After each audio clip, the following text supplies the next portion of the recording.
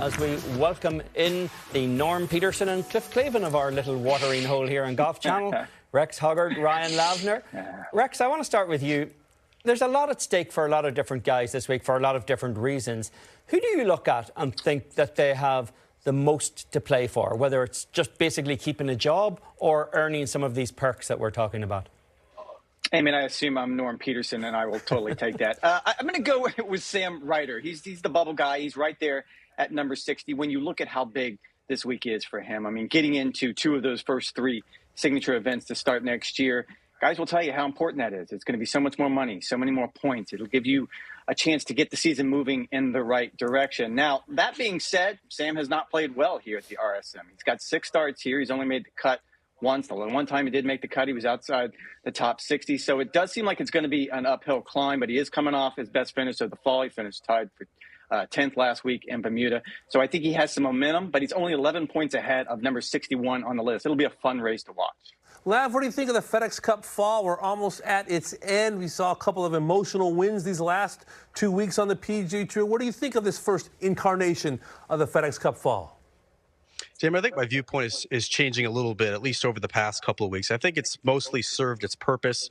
You know, you have the stars who either want to play to stay competitively healthy, or they don't want to take 3 months off before you start the 2024 season. So you have that aspect. You have guys who are clearly chasing cards and chasing status. You've allowed stories like Eric Van Rooyen and Camilo Villegas, stories that kind of emotionally resonate with the audience. You let those breathe a little bit when you don't have the stars kind of cramming up the broadcast. I do think, though, Damon, there's potentially room for 2 tweaks. The PGA Tour has never done scarcity particularly well, and having 7 fall events still seems like too many to me. Trimming that to 4 or 5, I think, just creates a little bit more importance and urgency with each and every one of them. And there has to be, I'm not a scientist, there has to be some way to move away from football. At times it feels like you're screaming into an industrial fan and no one can hear you. It's a behemoth,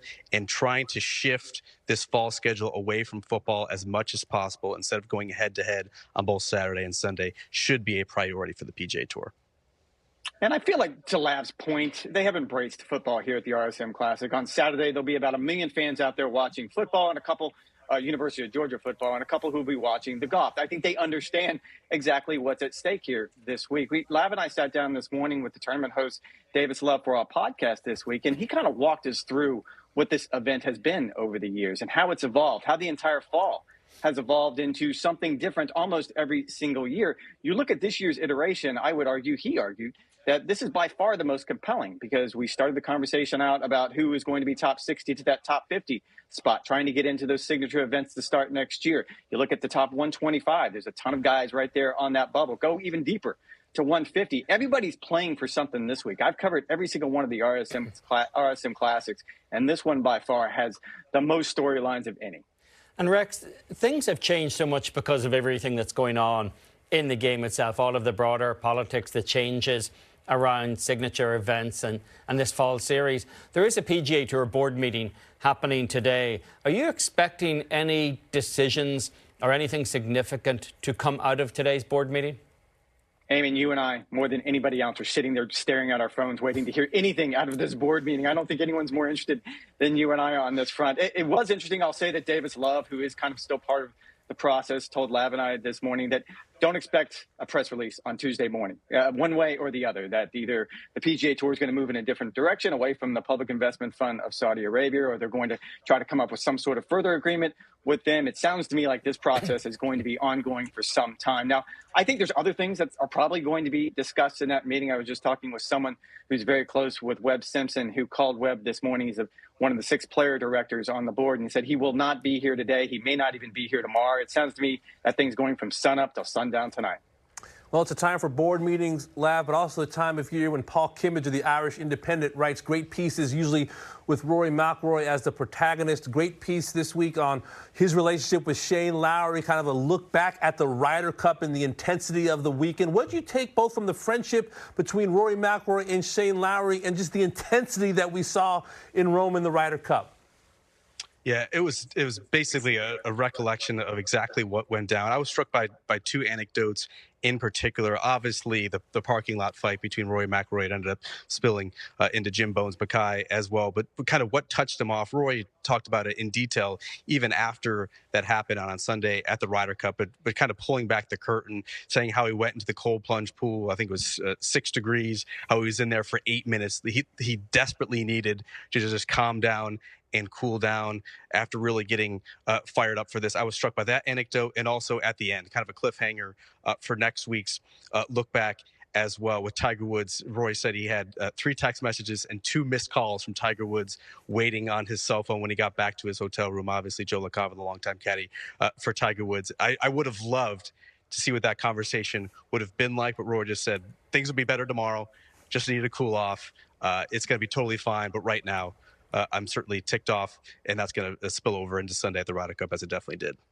Rex, do we need a little bit more of that? You know, isn't everyone too nice to each other in golf compared to the way it works in other sports where there is a little bit of trash talking? If people don't like a player, that they're not afraid to say it. And I know the Tour has fined guys for saying mean things about their peers for years, but in that interview with Paul Kimmage, who's pretty peerless in this format these days, Rory describes his relationship with Patrick Cantlay as average at best. You don't normally hear a lot of Tour players talk about each other in that kind of unvarnished language. I have to be honest with you, Eamon. Watching that video of that interaction between Bones Mackay and Rory, I was standing out there that night, and it was a little triggering for me because I got to be honest with you, it was a little overwhelming. It was kind of out of left field. Yes. To answer your question, absolutely. I mean, I think you and I certainly want to see more of that. It makes our jobs from a content perspective much better. And I will argue that I remember being on live from that night and Paul McGinley coming on pretty much right after that incident happened and him being so excited about it from a captain's perspective. As someone that has been in those rooms before, how fired up he has. You were talking about this article in the Irish Independent. If you look at the way Luke Donald handled it, I mean, Luke Donald is not a fiery person, and he walks in that room and he looks at Rory and he gives him a high five and he's excited. And I think we absolutely need that, certainly at the Ryder Cup. But yeah, I'd like to see it across the board because you're talking about on a given week, 156 individuals on that range coming out to play golf. They're not all going to get along. And I think the more personality, the more conflict we have, the better for us. Ryan, another guy, Patrick Reed, has never had much problems in saying what he likes or dislikes about other players, and he played in Hong Kong at the weekend, and in his comments before the tournament he said this: I've always felt like there's an area we can all help grow, not just the game of golf, but also teach kids about the morals and things that go along with golf. I'm beyond wondering what's actually left for satire after reading this. I'm curious, is there just too much of this now? Can golfers just shut up about this idea of growing the game or being evangelists and just admit that it's a job, that they're there to do it for money? Is it just getting too much, this idea that they have to dress it up in some kind of noble cause that doesn't really exist? I mean, this was a typical case of over-explaining. It's why in the TV business we try to keep all of our answers in 45 seconds, because if you ramble longer than that, you tend to get yourself in a little bit of trouble. But also, you see kind of the buzzwords. That's directly from the Live playbook, and it's what the guys have been saying for essentially 2 years now. I will say this, Eamon. Like, I'm starting my 4-year-old in golf. He's starting with the first tee of Ponte Vedra. His practices are on Thursday. That's where you're supposed to learn about integrity in sportsmanship. I'm not sure anyone who ventures onto an Asian Tour event is actually going to be learning from the professionals the etiquette of the game, and particularly some of the players that you've mentioned. Yes, it's clearly just kind of whitewashing for what is a more serious offense. Rex, what do you think? This grow the game playbook, tired? What are your thoughts? Yeah, they probably need to give it a rest. I think we can all see through what this is about. This is about money. This is about wanting to play less golf. Everything that they've used, all of the talking points, and they can probably get away from it. I think Lav is right. This is a perfect example where Patrick just allowed himself to keep talking when he used 10 words when probably 5 words would have worked out best, because he ventured into an area that was only going to come back and bite him. And in this particular case, it's almost a lesson for other golfers. If you need some sort of media training, watch what Patrick did in that interview and don't do that. Rex, the Schwab Cup was over before anyone got to Phoenix last week. In fact, it was over before they even got to the playoffs, really, in any meaningful sense. The race to Dubai ended last week in South Africa before any of the top 50 on the European Tour got to the Middle East this week. Is that a risk we take with these season-long points races, or would you like to see some kind of tweak? Should we just use the Tour Championship staggered scoring system everywhere just to try to keep everybody as close as we can until the last 9 holes on the last day?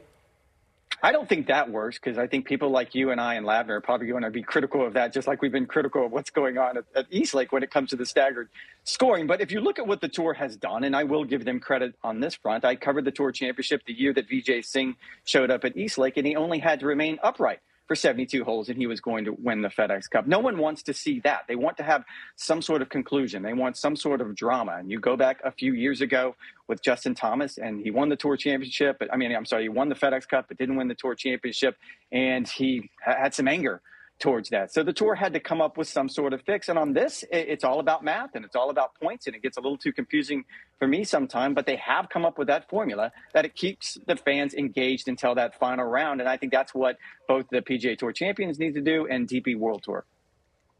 Well, are you trying to create the best product for your season finale, or are you trying to determine who the best player all season was? If I was a player on the DP World Tour, I would be more upset at Rory McIlroy winning the European #1 title as opposed to him wrapping it up before the season finale. If you're Adrian Meronk, who's won 3 times this year and played like 25 events on the DP World Tour, and yet he's mathematically eliminated from winning this title versus Rory McIlroy, who I think has played 9 counting events, more than half of them are from the major championships or what was the final World Golf Championship event at the match play. That, to me, is a bigger issue than the European #1 getting decided before the final week of the season. Great point, Lav. I agree with you. Adrian Meronk has been Mr. DP World Tour this season. The biggest upset in this interview is the fact that Rex and Lav did not have any Southern Soul barbecue on their lapels as they spoke. Great spot, of course, at St. Simons. By the way, Rex and Lav have a podcast. They spoke to Davis Love III here. You can check out the other Golf Channel podcast. Golf Today, of course, Golf Central, Golf Channel podcast with Rex and Lav, Beyond the Fairway podcast, and yes, Spill the Tea, as well, available on Apple, Spotify, and wherever you get your podcasts.